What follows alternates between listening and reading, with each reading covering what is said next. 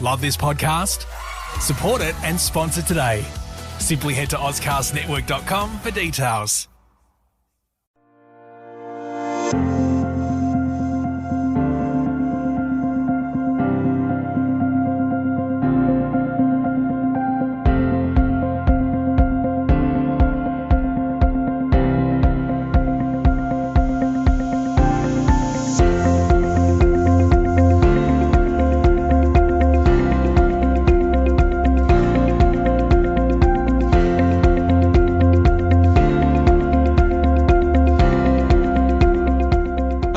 Wherever you may hail, I'm your host, John Bruni. Welcome to The Focus, where we bring you the most thought-provoking and informative current affairs analysis from around the world. Each episode, we invite top experts and analysts to share their insights on the most pressing issues of our time, from international relations and global economics to philosophy and science. No topic is off limits. Join us as we explore the complex and ever-changing landscape of the world, where we provide valuable perspectives on the events that shape our global community. On the evening of Sunday, June 4th, Australian investigative journalist Ross Coulthart sat down with US government whistleblower David Charles Grusch, who made some sensational claims about a hidden UFO retrieval program within the US government. These claims, if true, would be nothing short of earth-shattering and could potentially go down as one of the most profound discoveries in human history. However, as the late Carl Sagan famously said, extraordinary claims require extraordinary evidence, and so far no concrete evidence has been presented to support Grusch's claims. No pictures, no videos, just hearsay. But even if evidence were to emerge, can we trust our own eyes in a world where advanced hoaxes and AI-generated images can easily deceive us? Grusch, a former high-ranking US intelligence official, has filed his claim to Congress and the Inspector General of US Intelligence, making him one of the most senior individuals to expose such a deep and long-held conspiracy within the US deep state. It's a story that seems straight out of Hollywood, but one that needs a closer look. Joining us today is famous international debunker Mick West. Mick is a British expat living in the US who closely monitors and exposes dubious claims. Mick, thank you for joining us once again on The Focus. Thank you for having me. Glad to be here. Mick, what were your initial thoughts upon hearing the Coulthart interview with Grusch on News Nation? Well, I think, again, we'd seen bits of it before in snippets, and there wasn't that much more that came out. There was a number of interesting things. But I think the thing that really kind of resonated most was the lack of evidence, for a start, and the extraordinary nature of the claims, for which, as you say, require extraordinary evidence. So all we've got so far is David Grusch making claims which are really increasingly outlandish, I would say. I think if he just started with the fairly simple claim that we have some kind of crash retrieval program that has recovered some materials and we don't know what they are, and we're analyzing them. Yeah, I mean that seems fairly straightforward, and maybe that was a secret program that was there, and perhaps when he discovered it, they didn't want him to know about it, and then they retaliated against him for that. But he takes that simple story, which I think would almost be understandable, and if it was true, and he adds on things like that aliens have killed people, and he adds on things like the American government has killed people to cover this up. Then there's more. I mean, there's the Pope was involved back in 1944 to help transport at the end of World War II, or during World War II at the time, transport this UFO that crashed in Italy in 1933, and Mussolini had it for several years. These things, the kind of piling one thing upon the other, makes the story seem increasingly unrealistic, and kind of makes me think that someone has been taken for a ride here, either if it's Grusch himself or the American public. Mick, while I was watching the longer version of the Coulthart interview the other day, I noticed that Coulthart and Grusch were gathered around a table, and they were looking at documents that seemed to have been redacted.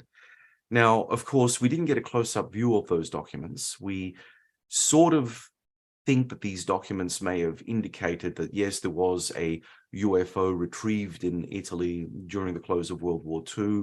The Vatican was involved, and all we saw was a piece of paper on the table that had been basically blocked out. So you had no real evidence that was being presented. And Ross Coulthard standing there going, oh my God, yes, there's the evidence, So do we take a journalist's view of being absolutely surprised by this as fact of something that happened? I just don't understand how someone as senior as Ross Coulthard, I mean, great respect to the man. I mean, he's done an enormous amount of good as an investigative journalist. But what I don't get is, why has he seemingly crucified himself on a story that, as you rightly point out, is just so incredible at so many different levels? You could literally write a Hollywood script on this blasted thing. Well, you obviously would be more familiar with Ross, coming from down under.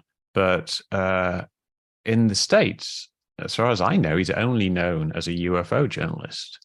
He's been doing a number of stories on UFOs, and he's done some documentaries or special reports, and I believe he's written a book as well. But it's all UFOs, and I think that's pretty much been his focus for a number of years now. And I think that kind of makes him less of a disinterested observer, a journalist who is just discovering this type of thing for the first time, and more something of an advocate for the cause. It seems to me that he's part of a group of people who seem to be pushing a narrative, and they'll do whatever they can to push that narrative forward because they believe it's for the greater good. Their intentions are good. They think that technology is being withheld from us that could greatly help humanity. And that this is basically the type of thing that Dave Grusch also said. He seems to have these same kind of altruistic motives. But time and time again, when people make claims like this, that there is something to it, we never get the actual evidence. We just get this belief. And another thing that happens over and over again is that the evidence comes in the form of testimony. It's something somebody said to somebody else. Like, I was told that this particular encounter happened. I was told that we have this material. We never get to see any actual evidence, and when we do, it kind of falls away because it's not generally very good quality. Like these videos that have come out. We get a video like the Green Triangle video, best UFO video of all time, according to Jeremy Corbell. And then it turns out these green triangles are just stars and planes and drones, then just made triangular through the camera. So we've got this repetition of claims, hearsay, and very poor evidence. And here we don't even have the evidence. All we've got is people saying that a number of people have said things, and that there are some documents. So it's very difficult for the public, I think, to have any basis for taking this seriously. And I would encourage everybody to be extraordinarily skeptical on this matter. I've always been fascinated by the notion of people keeping a straight face during a lie, whether they're consciously knowledgeable of the lie or not. There's this notion of coherence within the story. And, I'm reminded by the fact of what we were discussing a little earlier, and that is that it's a complex layered story that they're trying to sort of push toward the public. And had this story been a little less over the top, had it been a simpler story they were telling, it may have stuck at a more fundamental level, even among skeptical people. And I'll put my hand up and say I'm one of them. But, it's like if the story sounds too weird, people are just going to back up and say, hey, that can't be right. Yeah, definitely. And that aspect of it comes through in a number of ways. The first one is that Leslie Kane, who wrote this story in the debrief with Ralph Blumenthal, and not coincidentally, she also wrote the original story for the New York Times, which David Grusch says was what got him interested in UFOs in the first place. This is the first he heard about it. He saw it and thought it was nonsense and started looking into it. This very story, and then 6 years later, he's being interviewed by by Leslie Kean again. But Leslie Kean has said that she didn't talk to him about the bodies. So she didn't, I don't know if she even knew anything at all about them, but she said she didn't talk to him. And if she had, she wouldn't put it in the story because it seems like outside the scope of what she's interested in. She just wants to go with the simple story. You have a secret UFO crash retrieval program, and it's being covered up. That's her story, and she thinks that's enough. Which, as you say, it would be, but people can't help but add on more things. And she's like backing away from this. She's saying no. I would love to hear what she says about the even more extreme things. Like, what does she have to say about the fact that aliens have killed people? Yeah. And then there's the people who are telling the story. I think they believe a more extreme version of it. They've been told things that are pretty extreme, and they're kind of anxious to get that out. So Dave Grusch is saying, oh yeah, we have an agreement between us and the aliens. Or at least we should look into that because it seems that way. And he says, there's been this big cover up. We're selling things to, military industrial companies like Lockheed Martin, and then they're selling it back to the government, and this is all illegal. So he's adding on this whole other layer of conspiracy. And then there's what he describes it in his statement as a publicly unknown Cold War for recovered and exploited physical material that has been waged under the noise floor for decades. Which is kind of a weird thing that there's this Cold War between nations, like between us and Russia and China, and all the countries are involved, which adds on this huge extra layer of complication. Yeah. And then there's people around him. He has a team of people who are helping him, and they probably found him and kind of brought him forward. But one of those people is Danny Sheehan, famous lawyer. He worked on the Pentagon Papers case many years ago. Now he does a lot of UFO stuff, goes to UFO conferences, hangs out with UFO people all the time, tries to promote disclosure because he's a big fan of helping humanity. He said that one of the craft that actually crashed was the size of a football stadium, but only on the inside. On the outside, it was only 30 feet across. So it's like Doctor Who's TARDIS, right? Which, so it's getting even more ridiculous if you start talking to the other people involved. And I'm sure, like, if you broaden the scope of who you're talking to in the team, we're going to get like weird things like telepathy and people coming from other dimensions and things like that. But it's obviously these people all believe a fairly extreme version of reality that does not comport with the facts. And they've tried to make it palatable, but they're kind of failing, and their strangeness is slipping through the cracks. I just want to go into the legal cases that seem to be brewing behind the scenes. Now, as I mentioned in the introduction, this information had been passed apparently by the Pentagon through a particular agency where information has to be vetted before it can get released into the public. The one strange thing on top of all the other strange things with regard to this story is, if this is, all right, audience, forgive me, I'm going to be using a bad word here. If this is all bullshit, right? If this is all bullshit, and the Pentagon knows it, but they then give the tick to allow this guy who's a highly placed intelligence officer to go public with a story that is so incredible that it simply cannot be true, at least not in this universe. Yeah. What does that say about the Pentagon? I mean, I'm not a conspiracy theorist, Mick, but what does that say about those guys? Are they trying to play a joke on everybody? No, it's really quite simple. Bullshit isn't classified. The Pentagon's office, DOPSA, is the Department of Pre-Publication and Security Review. They exist for two purposes. One purpose is to check official government products for accuracy and not having classified material in. So if a military unit's commander wants to issue a press statement or something, it goes through DOPSA, and they make sure it's accurate, and they make sure that it doesn't contain any classified information that would help our adversaries. They also exist to check things that people publish after they leave the military. So if you leave the military and you want to publish something on your own time, or if you're still in the military and you want to write a novel or something that involves things that were in the military, they do a pre-publication review of that. Now that is only checked for lack of classified material. So the only thing they want to check within that review is like, is this revealing any secrets?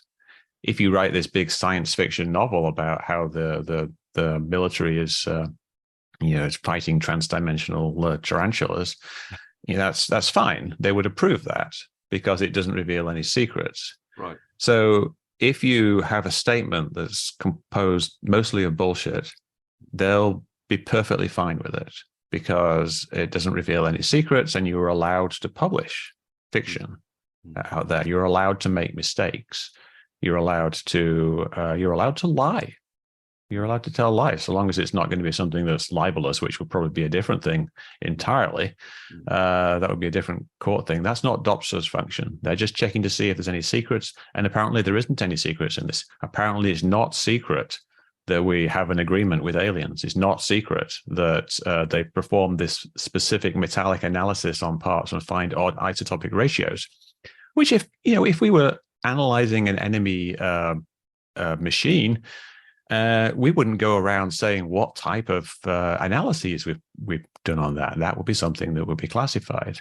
So the fact that he's saying that we've done this, it means it maybe didn't happen, or it happened in like outside of the military. It was some buddies of his who did it, or it's something that they did this analysis and it doesn't really show anything in particular. But the idea that they did a specific analysis and they proved something was an alien spacecraft, that would be classified.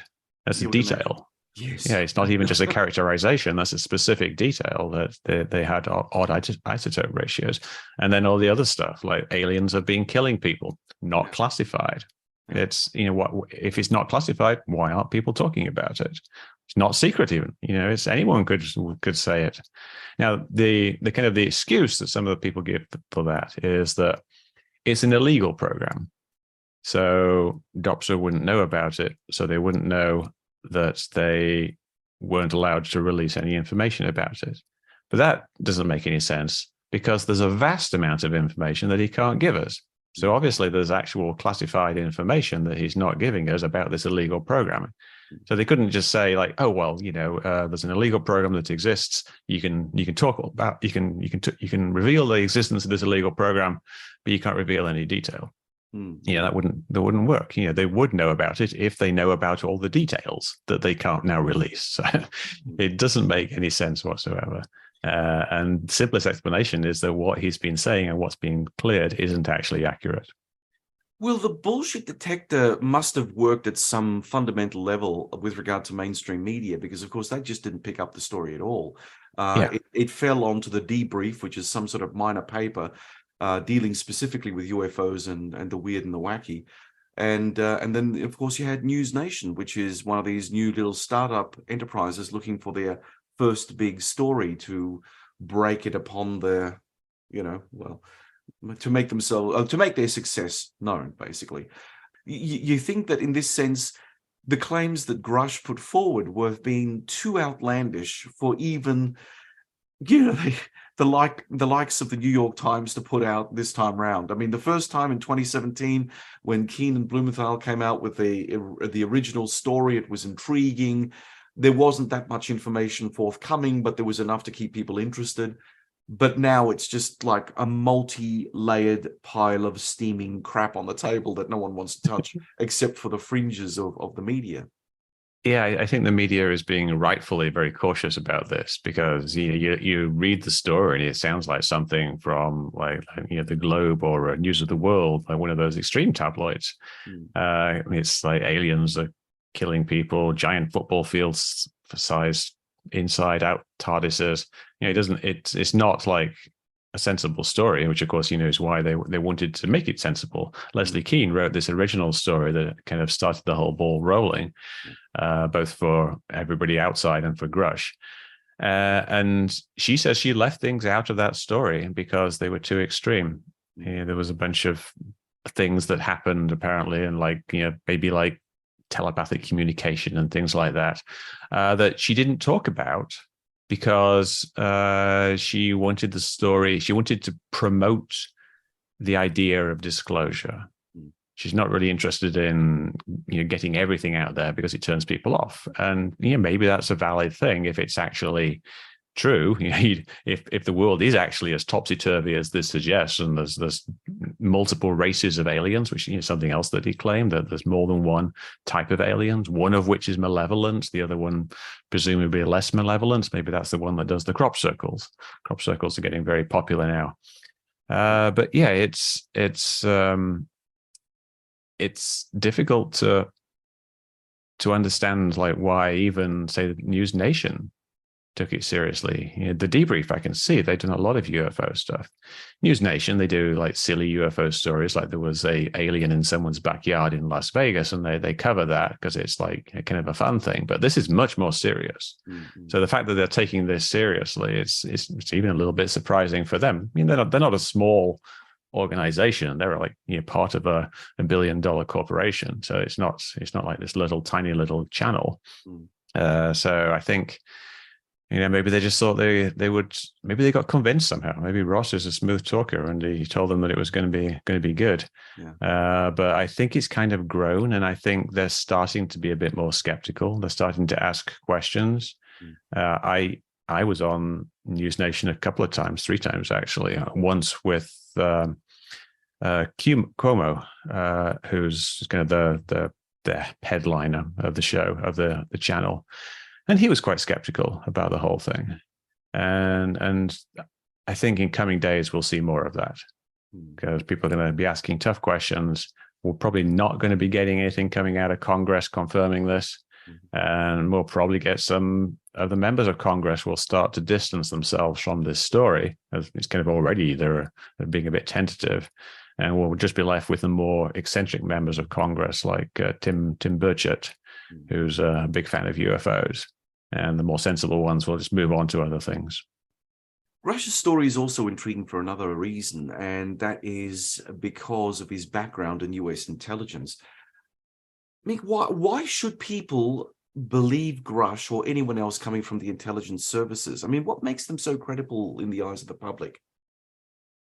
Well, you have to be very vetted to work in the intelligence service. You have to get top secret clearance, and there's another level called top secret secure compartmented information, TSSCI, where you're allowed to be read into specific programs which have their own individual security classification. And he had this security classification. I think more broadly it's referred to as Title 50, which means that he was trusted to be told secrets. And he was involved in creating the president's daily briefing, and he even couriered it to the White House. Although I'm not really sure exactly why being a secure courier is a great endorsement. But he was trusted by the intelligence community. But then I think you've also got to look at the next thing, which is then he wasn't. Because what happened was in 2017, he read the New York Times article. He got really interested in this. He joined the UAP task force at some point, which was run at the time by Jay Stratton, and his chief scientist was Travis Taylor, who was this kind of odd figure. He's kind of a scientist, but also a TV scientist. He's on Ancient Aliens, constantly spouting off about aliens and secrets of Skinwalker Ranch, talking about portals and wormholes in space. Very unscientific. But anyway, so Dave Grusch joins the UAP task force, I think initially as a liaison for the reconnaissance office, which does satellite imageries. And he's hooking up with Jay Stratton and Travis Taylor, who do not seem like very reputable people in terms of their qualifications, what they've actually said about UFOs. I think they're both strong believers in this. You get it from Travis Taylor on his TV appearances, and Jay Stratton has talked about strange paranormal experiences he's had, and people have come forward saying that he talks a lot about ghosts and he didn't do enough actual investigating of UAPs, and perhaps that's why we missed these Chinese balloons years ago, because we had him working there. So I think Grusch was influenced by these people, and eventually got the idea that there was this secret program going on. And then other people came in who have made similar claims in the past, and they're very well spoken, very persuasive. People like Hal Puthoff and Eric Davis and Gary Nolan, these people who are well known within the UFO community. They show him stuff, they explain stuff to him, and he gets convinced. And then in 2022, he files this whistleblower complaint with the DoD IG, the Department of Defense Inspector General. And at that point, I think they stop trusting him, because he's, as he describes it, he said that he was getting retaliated against, and they were kind of impugning his decision-making abilities, his mental health, and his good character and things like that. So, yeah, I think at that point, either he's discovered this top secret program, or he's got convinced of this illusory top secret program and is starting kind of behaving erratically, because he's believing this thing that doesn't actually exist. He's starting to believe that aliens are killing people and all these things are happening. And he's going around like discussing it with people and saying he's going to blow the whistle. And then he files this whistleblower complaint. So by retaliating against him, really what they're doing is that they are rightfully concerned that he is kind of becoming a little bit irrational, if this story is in fact false. If it's true, of course, then that's fine. But it doesn't look like it's true. Yeah, rather sad downfall for a man of his career and expertise. Ultimately, you have to just sit down and think, my God, something tragic or terrible must have happened to have triggered someone into this sort of belief structure. I don't know though. I don't know if you need a tragic or terrible thing. I think it's, I looked into a lot of conspiracy theory beliefs, and people can just slide into them. They can just kind of get in like a little bit at a time. And often it's like they see some one piece of particularly compelling evidence. Like, for example, he might have gone to the UAP task force and said, like, what about this gimbal video? Yeah, that's probably just, was probably, he says he originally thought it was a near peer adversary technology, like someone else's drone or something like that. And so he goes to the UAP task force, and then he asks Travis Taylor, the chief scientist, what do you think of this? And Travis Taylor tells him, well, I think it's a UFO. And his way, I think it's a UFO. And then he says, oh, well, yeah, that makes sense. And so he starts believing that's a UFO. And once you believe one thing is an alien spaceship, it takes very little to believe something else. So I don't think he's necessarily had some kind of nervous breakdown or anything like that.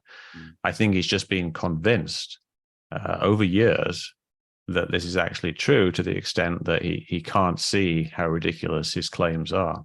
So his judgment has been compromised, but it's not like he's going crazy or anything like that. Okay, so the US government and other governments worldwide are undoubtedly working on advanced military technologies. Could Grusch be the front man for an operation designed to keep the myth of UFOs alive, diverting attention from real classified programs? Well, it's possible, and that's something people have suggested as a thing, like that this is, perhaps he discovered some program, and then they started feeding him all this extra information that just makes his claims look ridiculous. And this is the type of thing that has been strongly suggested before. People have made claims that this has actually happened, and I think at the very least, the military does actually let UFO stories grow, if not encourage them. And they probably do encourage them to a certain degree as well, because it provides good cover for things like test flights of equipment. Like when the U-2 came out, it got reported as a UFO all the time because it flew at 65,000 feet where nothing else flew. So pilots were seeing, things flying high above them, and they reported it, and it was just kind of brushed under the carpet as a UFO. And to a certain extent, I think there was some encouragement of the ridiculing of UFOs to kind of keep that not being looked into quite so seriously historically. So that's certainly, that type of thing is possible. But I think when you look at this particular case, it doesn't really make sense, because we're still getting this congressional investigation. We're still getting people actually looking into it. It didn't really work if they tried to ridicule it, even though his claims are ridiculous on their face. It still kind of got through.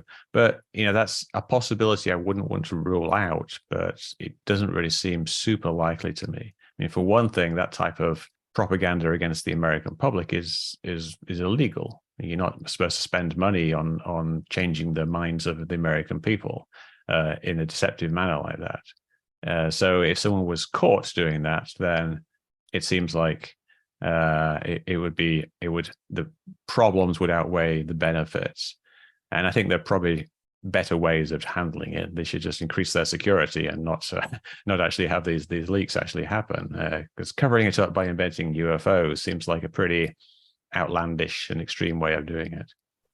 Well, if, as you suspect, there's no substance to Grusch's claims and he's exposed as a pawn of a larger game, or maybe just exposed as being deluded at some point, what impact do you think it's going to have on legitimate scientific research into UFOs and the search for extraterrestrial life generally?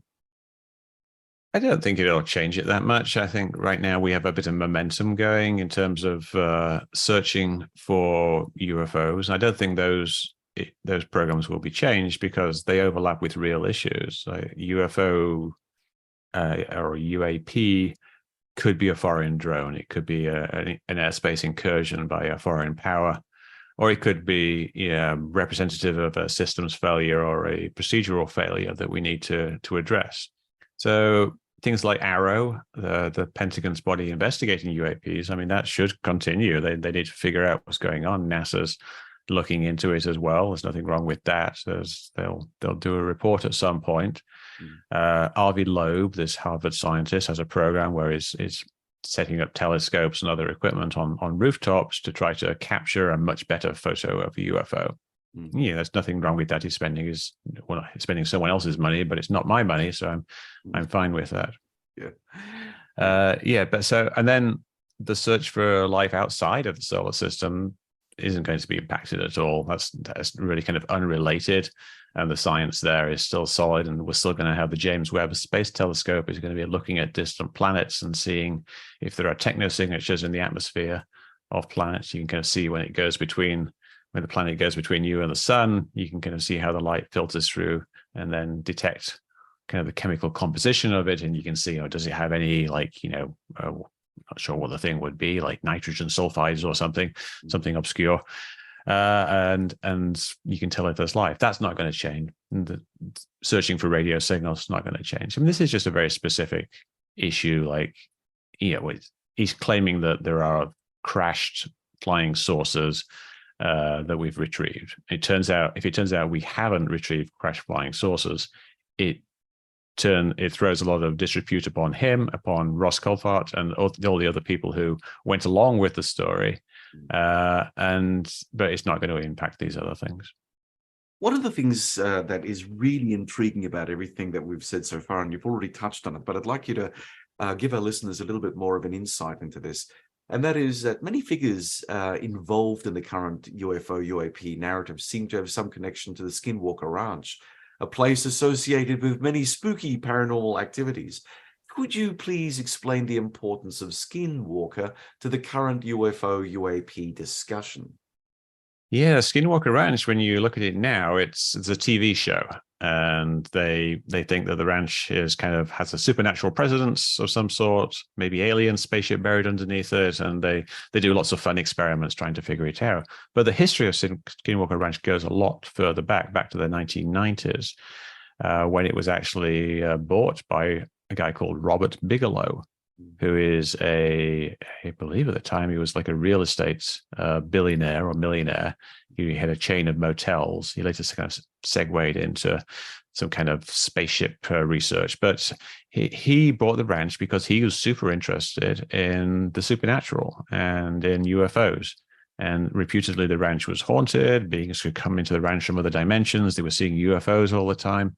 So he thought it was an ideal place to set up his new endeavor, which was basically he'd got a bunch of scientists together, including Hal Puthoff, who is one of the people now involved with this thing. A bunch of scientists he got together, and he kind of installed a team at the ranch to study this supernatural phenomena, and kind of a legend grew around this ranch. And at some point, he became friends with Harry Reid, who is a senior senator. He's since passed away, but he was like the House majority lead for a long time, the Senate majority lead. And Harry Reid got convinced of the whole UFO story. And he kind of used his government connections and brought people onto the ranch. Kind of like people from the Pentagon came to the ranch. There was a guy called James Lakatsky came to the ranch. And one of these people had some kind of experience on the ranch, like a manifestation of some tubular bells appeared in front of him in the kitchen. And this guy was convinced enough by this that he decided that they had to set up an investigation program into this. And so with Harry Reid's help, they set up this kind of covert investigation of Skinwalker Ranch, this haunted UFO flying ranch. They set it up with government money, Pentagon money, and they disguised it as being a program that was looking into advanced aerospace technology, but really it was looking into the ranch. And that's what started this UFO program that was eventually written about by Leslie Kean and Ralph Blumenthal in the 2017 article that Dave Grusch read that got him really interested in UFOs. It started this program called ORSAP that then became the ATIP program, which was where kind of Lou Elizondo came in. And then all these other people are connected to Skinwalker Ranch. If you look at the other people who have been talking about this, Jeremy Corbell and George Knapp, they're big Skinwalker Ranch fans. All these other people have been to Skinwalker Ranch, and it was eventually sold by Robert Bigelow to Gary Nolan, probably because there wasn't very much going on. And now it's this super popular place. And the chief scientist of the UAP task force, which is the organization that Dave Grusch kind of joined and that got him really into the whole thing. Their chief scientist is also the chief scientist. He's one of the chief scientists at Skinwalker Ranch, paid for by the new owner, Brandon Fugel, who's another guy who's really interested in this type of thing and has a lot of money to spare. So there's this huge web of connections going to Skinwalker Ranch, and not just like a bunch of people, but the Pentagon. The Pentagon is deeply involved. They actually spent money, unbeknownst to most of them, investigating this thing. And I think this is an aspect of the story that has been sadly missed by the mainstream media, partly because it's a ridiculous story. Yeah. But unlike Dave Grusch's story, this one is verifiably true. There's documented evidence of all of this. We know that Harry Reid got this program passed and got this ORSAP program started. And, it's supposedly a government program. It's meant to be sent out for tender, but it ended up going to his friend, Robert Bigelow. So essentially he set up a program for Robert Bigelow to study interesting things on his own ranch, and by fooling people in the Pentagon that they were studying something else.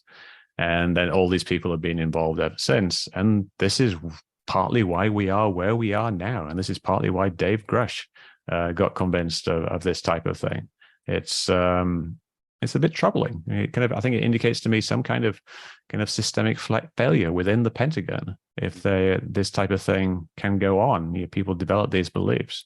I mean, maybe they caught it with Dave Grusch, and that's why he's no longer with the Pentagon. But it happened, and it's happening with other people like Jay Stratton and Travis Taylor.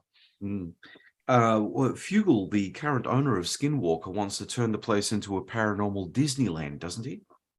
Not really. He said that he is only interested in scientific experiments, and he seems like an honest guy. And I pretty much believe that right now that's what he wants to do.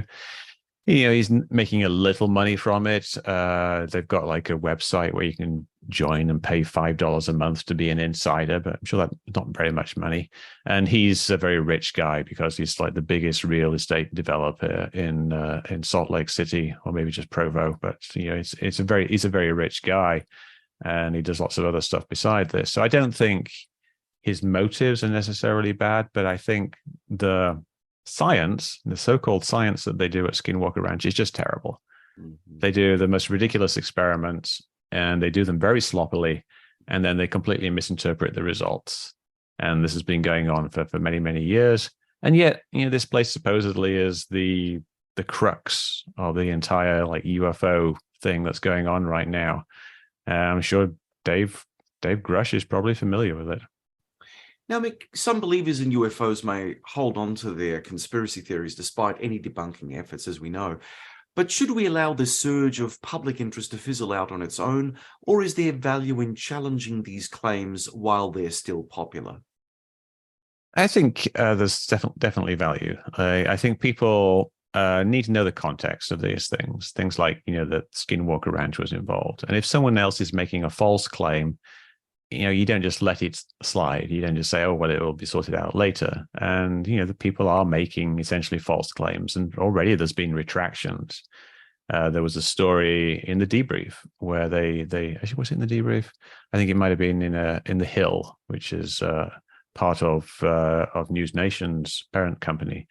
So there's a story on the Hill where they said that the stories of ET flying crash had been verified by the lawyer that was working for Grusch. But it turns out that wasn't true. The lawyer actually took the rather strange or unusual step of issuing a statement kind of denying this and saying, yeah, we no longer work with Dave Grusch, and we've been misrepresented in the media, and all we did was file a very narrowly tailored whistleblower complaint, and it didn't speak to the specifics of what he's been saying, and they took no position on that. And so the Hill had to revise this piece to say, something much less impressive. Before it was like, verified by attorneys, or like the Inspector General verifies claims of UFOs, and then it was changed to verifies claims of a cover-up. So no details. It's just a cover-up. But yeah, it's we've got to keep the pressure on. But that said, I want an investigation by Congress. I want Congress to look into this and figure out what's going on. I'm not trying to stop it. I don't believe that there's aliens, but I'm not trying to stop them investigating these claims. I think they should really get in there and look and see exactly what happened and hold hearings and hold investigation, because it's kind of messed up that it's got this far. It's, for one thing, it's kind of destroys public trust in the government if people are all thinking that, we're keeping like this terrible thing secret, that aliens are killing people and the government's not telling us about it, and the government's killing people to cover it up. We got to look into that. If it's true, which I doubt, then we'll do something about that. If it's not true, then we'll do something about that. I'm John Bruni, and you're listening to Sage International's The Focus podcast. And from the United States, we're speaking with science investigator Mick West. Mick, what's it been like being the key debunker in all of this? I mean, you obviously have to stay in touch with the UFO community at some level on social media. How's this journey been for you? It's been very interesting. I think I got my start in UFOs by investigating UFO videos, which is what I still do, and I still enjoy doing that. Recently, there haven't been that many good videos. It seemed like for a while we were getting like new, interesting videos from leaked government things, and even a few from the government themselves. So that was kind of interesting. And there's a few, but I also enjoy talking to people and discussing the topic, and I enjoy trying to figure out what's going on in their heads. They're not crazy, but they're being convinced of things. Yeah. So I enjoy that part of the conversation. And this has really kind of ramped everything up, though. Like, everybody in the UFO community is really interested in this topic. A significant chunk of them think this is it. Mm-hmm. They think this is disclosure. The government is going to tell us what they know, and it's going to be a utopian new world as we get all this amazing technology, curing disease and getting rid of pollution and having free energy. So they think this is all going to happen, or at least we'll learn a bunch of interesting things about aliens. And there's a few skeptical people as well, but there's a vast number of people who feel very anxious that this be true. And it's not all just people who are like, wouldn't it be great if we got this new technology? There are people, a lot of people, who have had some personal experience with a UFO. Like they have seen a UFO, or they've had an experience meeting an alien of some sort that they think actually happened, and they strongly believe it, and they want validation. They want people to know that they were not crazy, as sometimes they can perceive other people perceiving them, but that they were actually correct. So they're very anxious that it be true. So there's thousands and thousands of people out there who are very anxious that this be true, and that some of them get angry with me because I point out issues, and they think I'm trying to suppress the story, which I'm not. I want it investigated.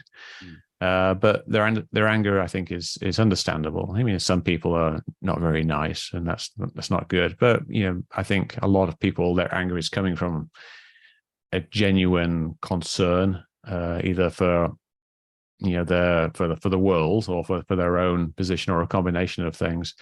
So there's strong emotions out there, but I'm used to it, and I know that most people mean well. You think that all of this sort of comes at a very peculiar time in human history? I mean, there have been many people saying, well, why now? Why is this move toward disclosure being pushed now? But then when you look at the way that the world has been shaped, we've got our climate change crisis, we've got war in Europe, we've got the fact that we're going to be deploying what in the very near term could be sentient AI in our homes and offices, which ironically is a truly disruptive and alien technology, which we built by our own hands. I mean, do you think that there's something to be said for the fact that we're all looking for some sort of silver bullet solution to many complicated problems? And in the mindset that we're talking about in terms of David Grusch and the whole belief in UFOs, there's this notion that if only we could find that silver bullet, if only we could find the mysterious alien technology that would be able to mitigate against all human foibles, we'll be okay. Is there also this element playing into things, you think?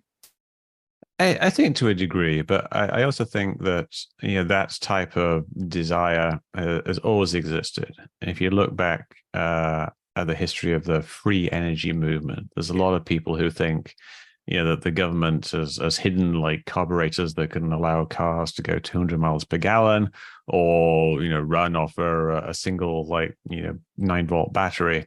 Things like that, and they believe it quite strongly, and they're fighting for government disclosure of the 9-volt battery car.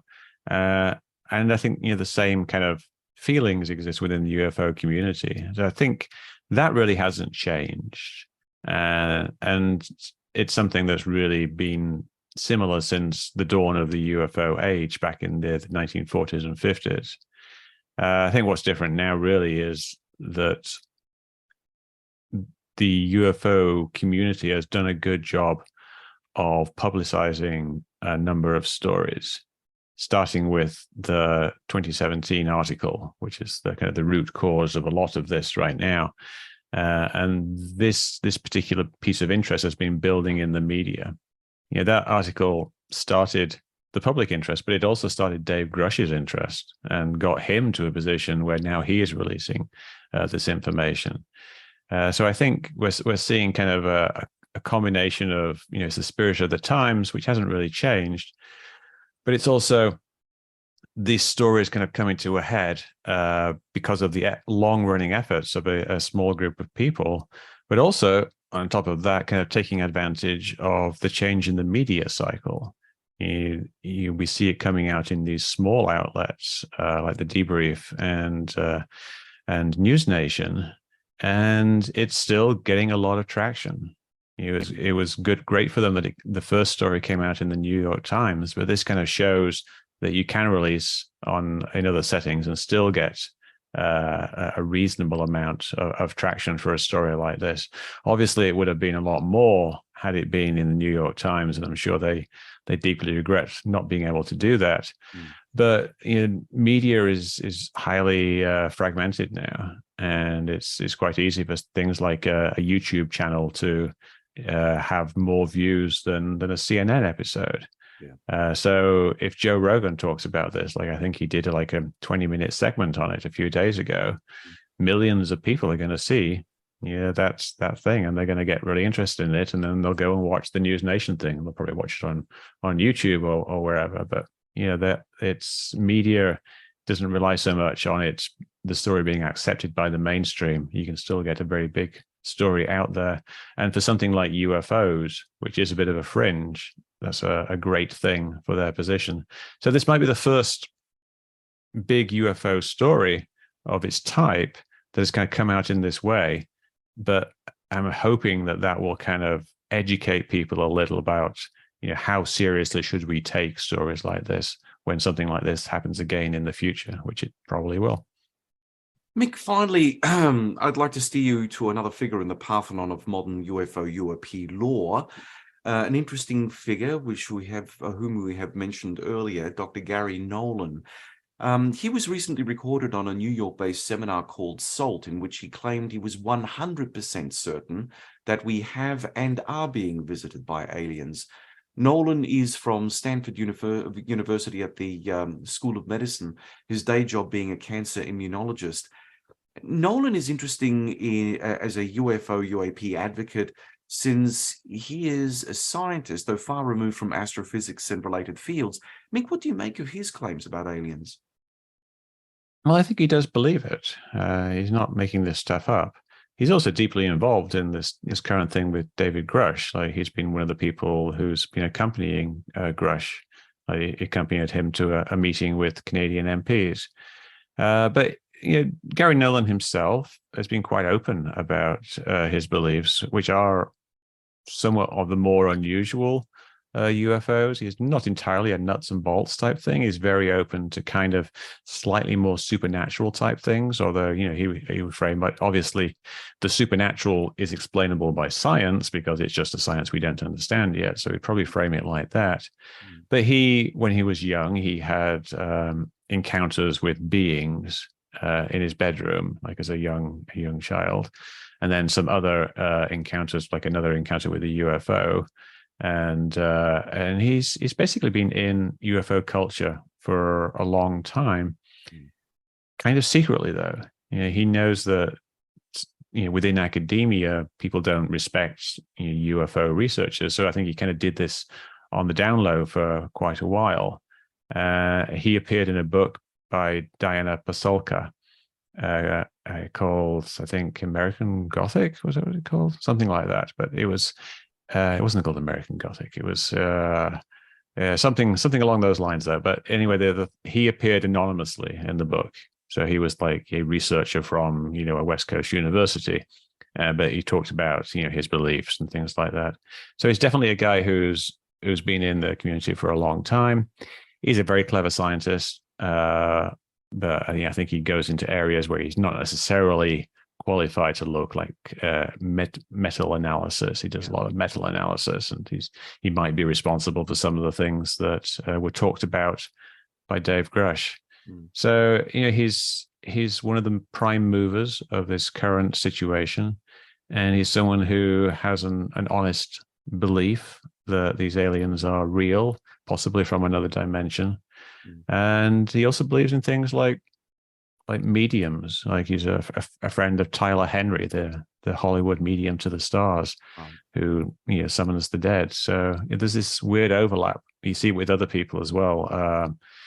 Leslie Kane also has written a book about life after death, and she's been to seances, and she gives credence to the claims of mediums who can materialize disembodied hands and things like that.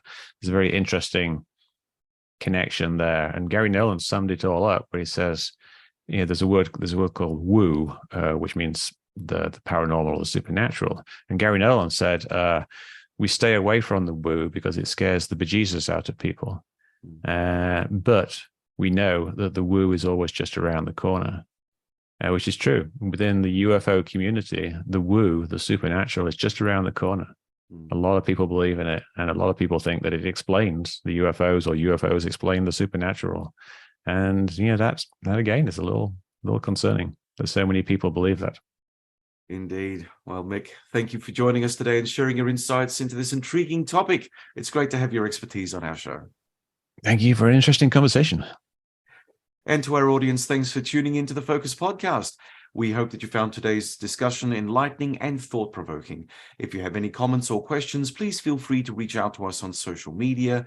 You can find the Focus on Facebook, referenced on the John Bruni and Sage International LinkedIn pages, and on YouTube or on the Sage International website, www.sageinternational.com.au, by clicking the media drop-down menu and hitting podcasts. And please leave us your comments on inquiries@sageinternational.com.au. Don't forget to subscribe, hit the like button, and or leave us a review on your favorite platform. My thanks to our stalwart production team of Malcolm Hughes and Neil Smart. Join us again next time as we continue to delve into the most pressing current affairs issues of our time. Until then, stay informed and stay engaged. I'm John Bruni, and you've been listening to The Focus.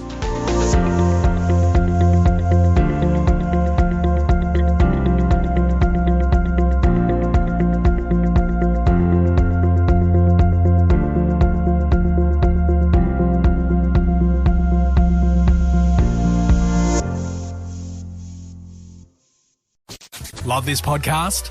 Support it and sponsor today. Simply head to AuscastNetwork.com for details.